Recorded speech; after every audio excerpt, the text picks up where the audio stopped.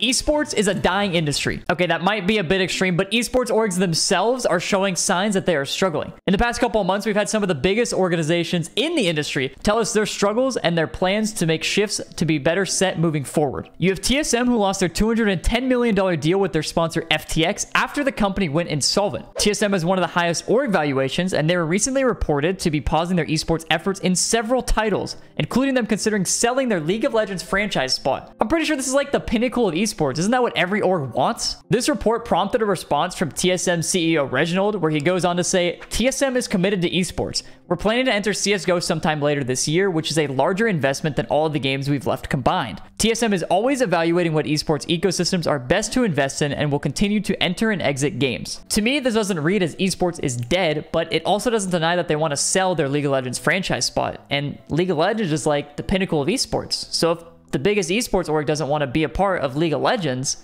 then how does the business make any sense for other orgs to want to be a part of anything? Most esports orgs never actually see a dime of profit. There are a couple of anomalies out there, but for the most part, they're just one big speculative investment for people with a ton of money. Speaking of people with a ton of money, here's a clip of my boss talking about Moist Esports, his organization, and the industry as a whole. All of you know I own an esports organization, Moist Esports. I promise you there's no orgs doing it like we're doing it. We're the best goddamn org in the world.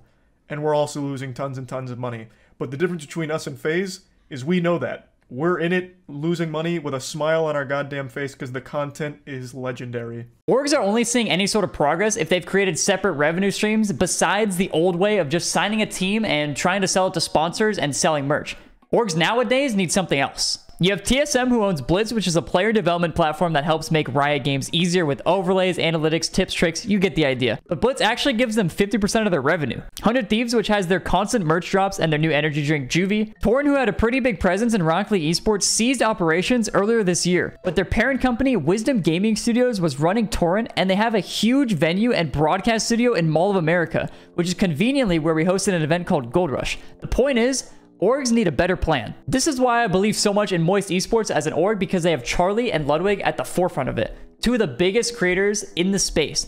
It is much easier to be a fan of a creator or person rather than a company or an entity. If somebody asks you if you like Moist Esports, a lot of people will probably say, I actually like Charlie, so I'm a fan of Moist Esports. I like Ludwig, so I'm a fan of Moist Esports. In general, most people aren't a fan of the org, but they're a fan of the people a part of the org. And this is a superpower for orgs. Not to mention that one of the companies sponsoring Moist is Charlie's PC company, Starforge PCs, and they also sent me a PC, so thank you very much. But why is this happening recently? Esports, as explained by many people, and even a bit myself, is a bit of a bubble. Now, that's not to say that esports is just going to disappear or that the industry has no value. It's just that we saw a ton of money flood into the space with speculative investors trying to create something that has some sort of revenue stream, and then they can sell it within 5 years. But now with interest rates rising, you're seeing a lot of that speculative investment money drying up, and the whole industry has to just focus on staying afloat. FaZe Clan became publicly traded in July 2022 and was priced at about $13. It then surged to about $24, but now it's not looking so pretty, and their share price is sitting at about 45 cents. And they're at risk of being delisted by the NASDAQ stock exchange. Here's a clip of Nadeshot, the 100 Thieves CEO, talking about FaZe stock. You know, at the end of the day, you raise capital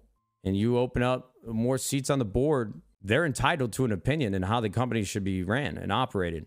There's no other way around it. You can't have your cake and eat it too. You bring out money, there's exposure on where that company is going to go and the decisions that they're going to make. I just don't think they knew enough, or at least weren't allowed to have strong enough opinions when those decisions were made. And so they're kind of in a tough situation. They're dealing with the repercussions of what they feel like they never asked for. But I don't think FaZe bringing on money and trying to grow that business was the wrong thing to do. I mean, if you want to take like a very cultural, we are just going to be a team that was spawned through the creator and passion of YouTube, and that's all we want to be, that would have been fine. You know, you got all this money flowing into gaming, and everybody wants to get a piece of the pie. You got the biggest fucking slice. So why would you not want to try to compound that into a bigger business and set your families up forever? You started as a fucking joke, as a hobby.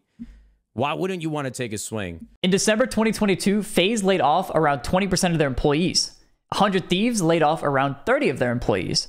And the Guard got rid of almost all of their creative and production teams. But this is just the big orgs. How are the small orgs doing? I actually have a list for you. Kova filed for bankruptcy. X7 shut down operations because talks with potential investors fell through. Order entered voluntary administration, and eUnited just shut down. They just got rid of all their employees except for their CEO. Hey, what's up? It's me from the future. Actually, basically 24 hours after I finished recording this video, there was another report from a long-standing esports org that has sadly had a bunch of troubles, and that report goes on to say that CLG employees were informed today that starting on Thursday, all employees will be let go.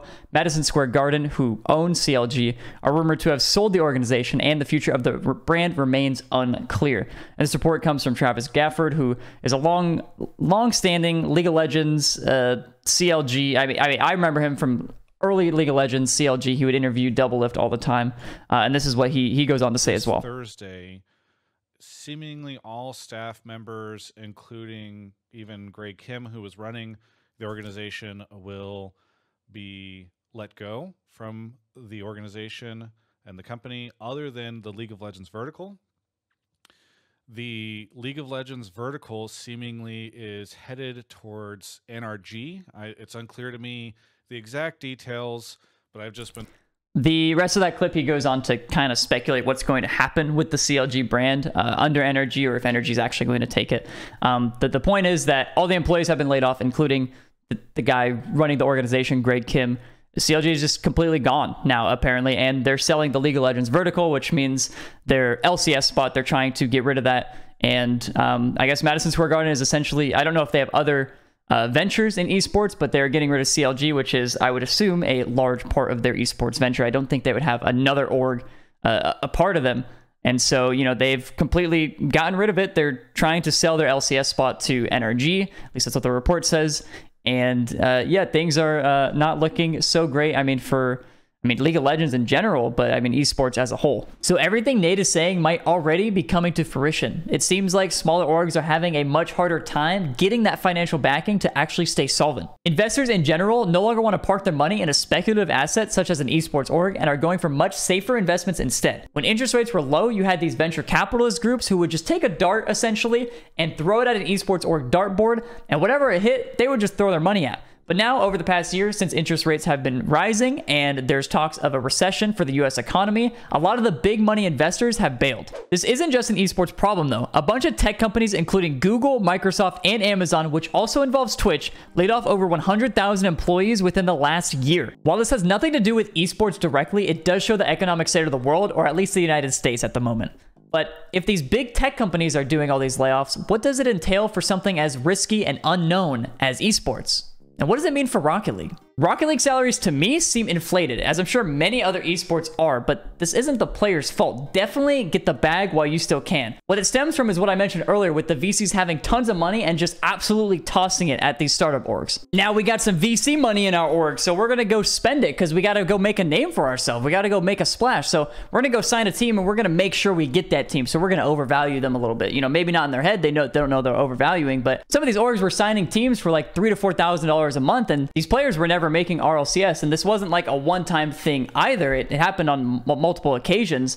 And sometimes players who would make multiple RLCS regionals were actually getting paid less than teams who never actually made an RLCS, because so many of these startup orgs just kind of popped up and wanted to sign somebody, and they just grabbed kind of any team they could get. As the saying goes, a rising tide raises all ships. If a player who has never made RLCS is getting paid even close to that amount, could you imagine what a player is making who is making every single major, every single LAN event? Now, I will say the players who have solidified themselves in the league and built an awesome brand for themselves are getting exactly what they're owed. Definitely, 100%.